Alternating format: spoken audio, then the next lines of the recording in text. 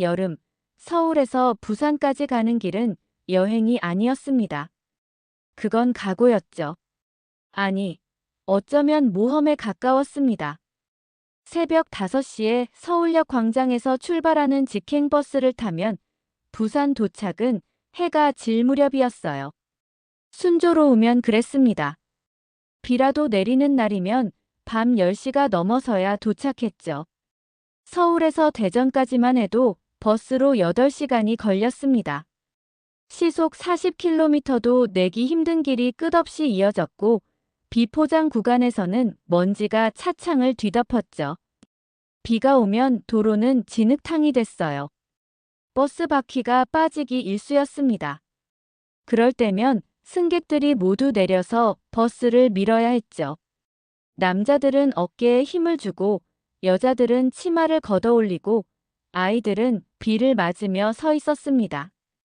고장이 나면 더 심각했어요. 운전사가 본넷을 열고 엔진을 들여다보는 동안 승객들은 길가에 주저앉아 기다렸습니다. 1시간, 2시간, 때로는 3시간씩요. 점심을 거른 채 배를 움켜쥐고 화장실도 없는 들판에서 해결해야 했죠. 그게 당시 대한민국 국민이 서울에서 부산까지 가는 길이었습니다. 그 풍경을 바라보던 한 사람이 있었어요. 그는 지프차 안에서 창밖을 내다보며 속으로 생각했습니다. 도로는 사람의 혈관이다. 우리나라는 혈관이 막힌 나라다. 이래서는 안 된다. 저는 그때 그의 결정을 바로 곁에서 지켜보던 사람이었죠. 솔직히 말씀드리면 처음엔 미쳤다고 생각했습니다. 국가 예산의 2배가 넘는 돈을 길 하나 만드는데 쏟아붓겠다는 발상이 상식적으로 이해가 되지 않았어요. 우리는 반대했고 우려했으며 때로는 뒤에서 수군거렸죠. 이번엔 너무 나가신 거 아닌가. 하지만 그는 흔들리지 않았습니다. 지금 돌이켜보면 우리가 틀렸고 그 사람이 옳았어요. 이 이야기가 더 많은 분들에게 전해지길 바라며 공감하신다면 좋아요 한번 눌러주세요. 그의 집념은 갑자기 생긴 것이 아니었어요. 1954년 그때 그는 육군 소령이었고 미군 포병학교로 유학을 떠났습니다. 전쟁이 끝난 지 얼마 되지 않은 시기였죠. 대한민국은 폐허였고 미국은 우리에게 다른 세계였어요. 미국 땅에 발을 디딘 첫날 그는 놀랐습니다. 공항에서 학교까지 가는 길이 전부 포장도로였죠. 평생 비포장길만 밟아왔던 사람에게 미군의 넓고 매끈한 도로는 전혀 다른 문명이었습니다. 차들은 시속 80km로 달렸고 신호등은 질서정연하게 교통을 통제했어요. 중앙 분리대가 있었고 차선이 명확했으며 표지판이 곳곳에 서 있었죠. 그는 차창 밖을 한참 동안 바라봤습니다. 도로 위를 달리는 자동차들, 트럭들, 그리고 그 길을 따라 늘어선 공장들과 상점들이 보였어요. 도로는 단순히 사람을 옮기는 것이 아니었습니다. 도로는 경제를 움직이고 사람을 연결하며 나라를 하나로 묶는 혈관이었죠.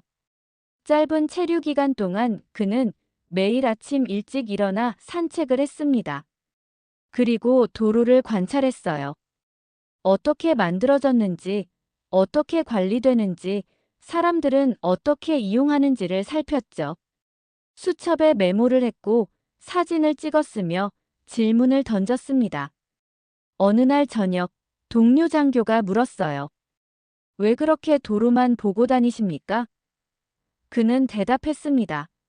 나라가 강해지려면 이런 길이 필요하다. 동료는 웃었죠. 우리나라에 저런 길이 생기려면 100년은 걸릴 겁니다. 그는 아무 말도 하지 않았어요. 하지만 그의 머릿속에는 이미 조국에 뻗어야 할 길이 그려지고 있었습니다. 귀국 후 그는 가끔 그날의 기억을 떠올렸죠. 전쟁의 상처가 채 아물지 않은 조국, 비포장 국도, 진흙탕 골목길을 보면서요. 그때마다 그는 생각했습니다.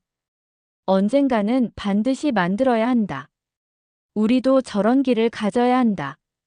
1964년 12월 그는 대통령이 되어 서독을 방문했어요.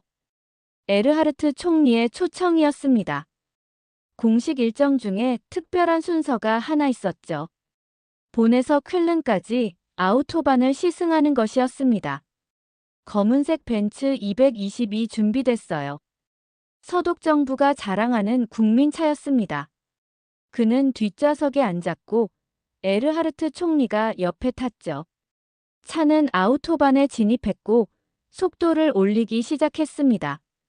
시속 100km, 120km, 140km, 그리고 160km까지 올라갔어요. 그는 놀라지 않았습니다. 대신 관찰했죠. 고속도로는 빨랫줄처럼 곧게 뻗어 있었고 노면은 거울처럼 매끄러웠습니다. 중앙 분리대는 콘크리트로 견고하게 만들어졌고 갓길은 충분히 넓었어요. 차선은 명확했고 표지판은 멀리서도 보였죠. 그는 창밖 풍경을 즐기지 않았습니다. 수행원들이 각하, 저 성을 보십시오 하고 말해도 고개를 돌리지 않았어요.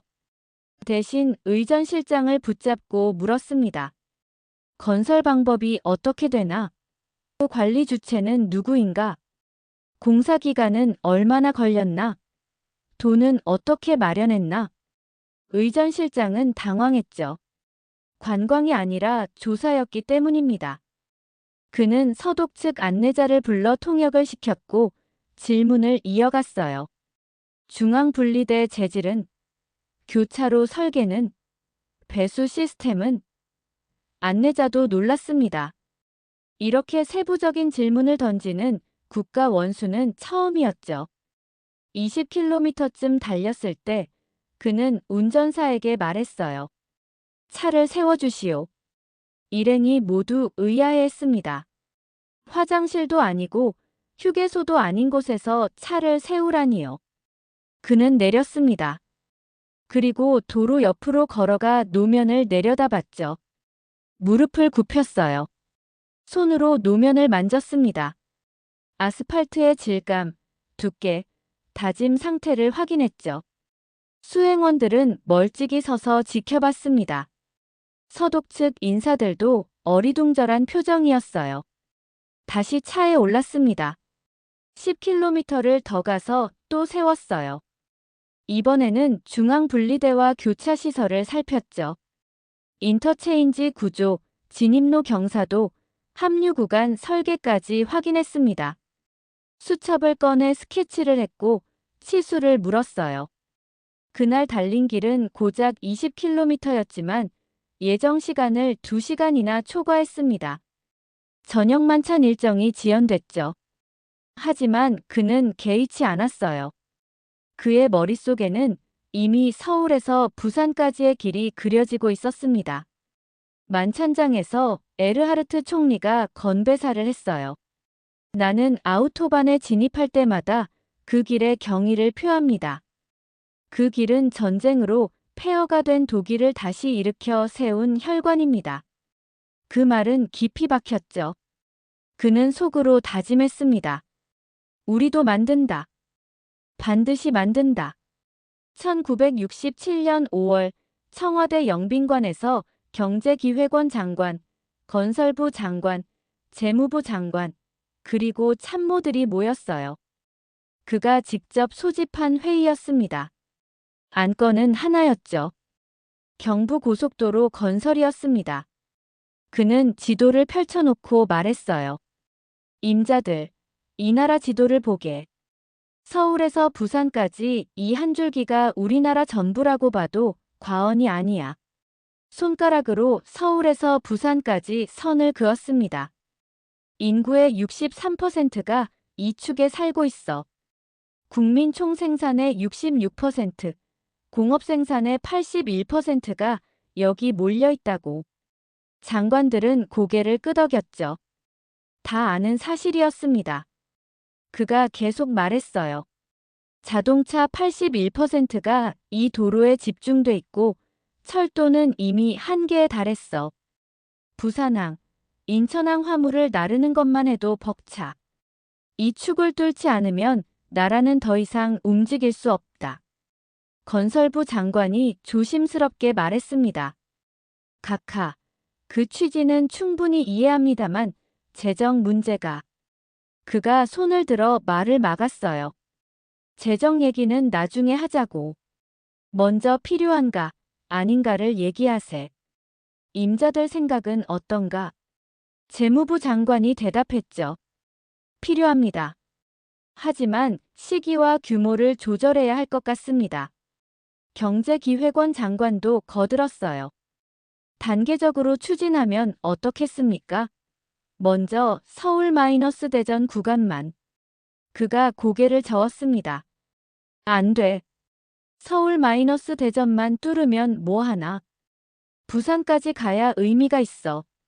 반쪽짜리 고속도로는 반쪽짜리 효과밖에 안 나. 그의 목소리는 단호했죠. 이건 선택이 아니라 필수야. 지금 안 하면 10년 뒤에도 못해. 20년 뒤에도 못한다고. 회의실이 조용해졌습니다. 그가 다시 지도를 가리켰어요. 서독 아우토반을 봤어. 전쟁으로 폐허가 된 나라가 그 길로 다시 일어섰지. 우리도 할 수 있어. 아니, 해야만 해. 그는 창밖을 바라봤습니다. 서울 시내가 내려다 보였죠. 이 나라 국민들이 서울에서 부산까지 가는데 하루를 허비하고 있어.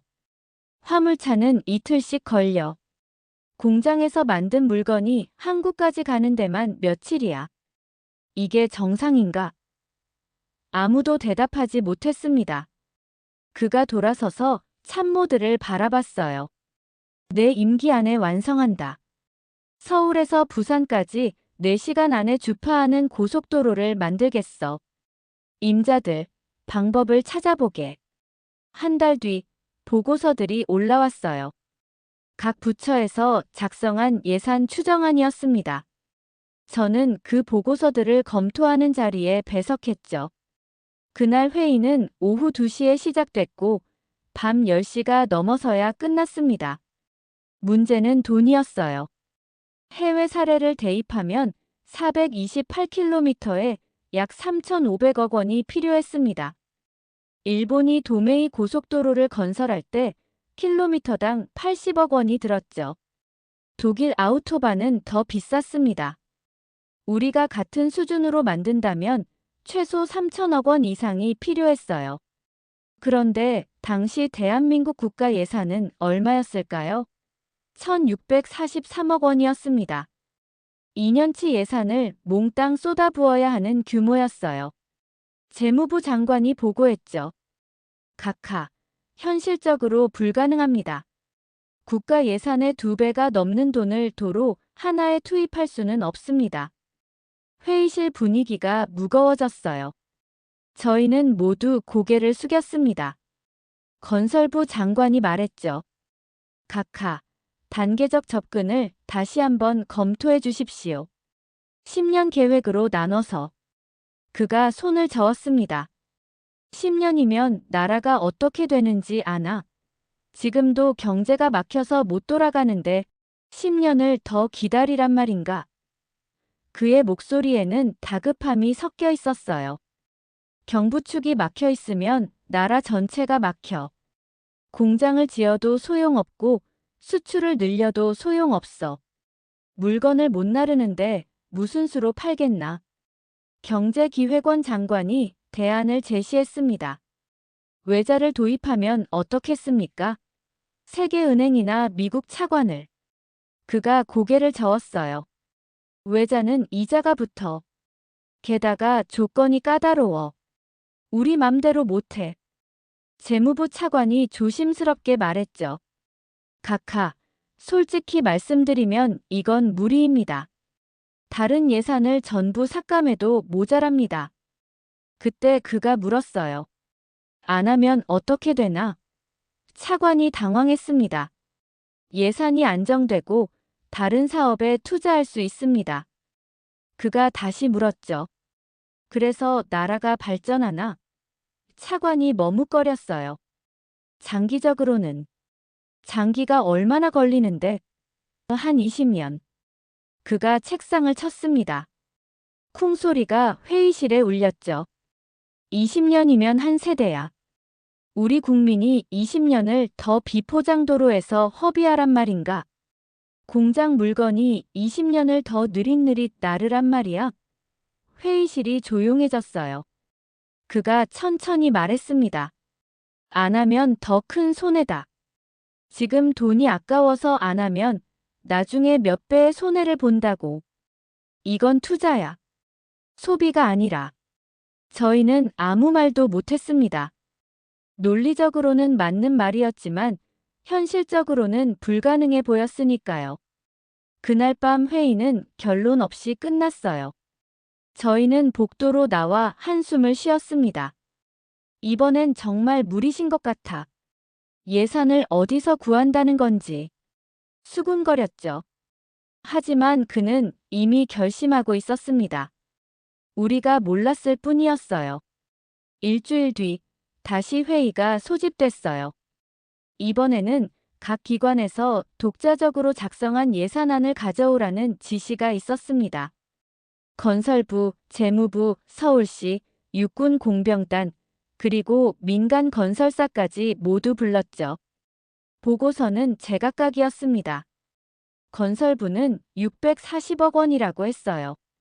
국제 기준에 맞춰 시공하려면 이 정도는 필요합니다. 재무부는 330억 원이었죠. 최소한의 안전 기준을 충족하는 선에서. 서울시는 180억 원이라고 했습니다. 비용 절감을 최대한 하면 가능합니다. 육군 공병단장이 보고했어요.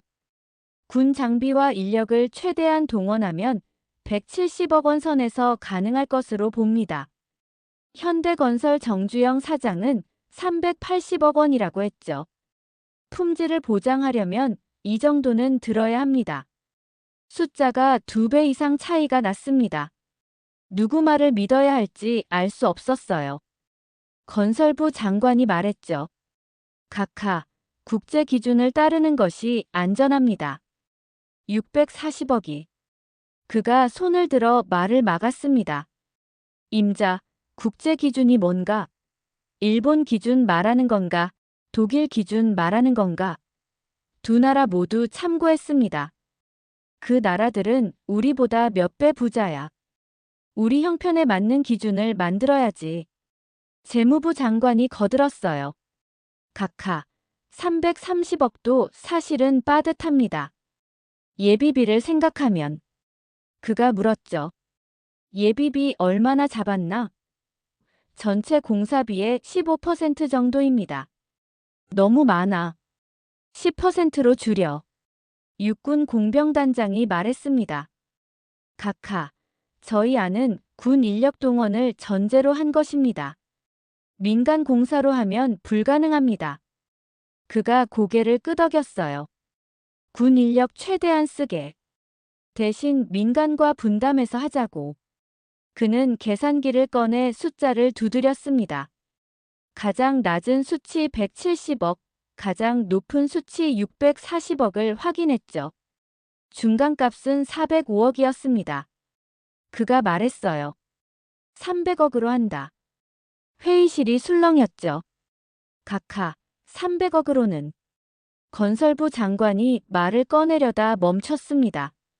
그가 다시 말했어요. 예비비 포함해서 330억. 이 선에서 끝낸다. 방법을 찾아보게. 일본 고속도로의 10분의 1 수준이었죠. 독일보다 더 적었습니다. 저희는 속으로 생각했어요. 불가능하다. 하지만 아무도 입 밖에 내지 못했습니다. 그의 눈빛이 너무 단호했으니까요. 그가 정주영 사장을 불렀어요. 정 사장, 할 수 있겠나? 정주영이 잠시 생각하더니 대답했습니다. 해보겠습니다. 자네 회사가 적자 보면 어쩌나? 나라 일인데 적자쯤이야. 그가 웃었죠. 그날 처음 보는 미소였습니다. 고맙네. 내가 책임진다. 나중에 손해보면 내가 보상하겠네. 정주영이 고개를 저었어요. 각하께서 나라 걱정하시는데 저 혼자 이익 챙기면 되겠습니까? 회의가 끝나고 복도에서 건설부 장관이 말했습니다. 300억으로 428km를 킬로미터당 7천만 원도 안 돼. 일본은 80억 쓰는데. 재무부 장관이 한숨을 쉬었죠. 기적이 일어나야 할 텐데. 저는 그때 몰랐습니다.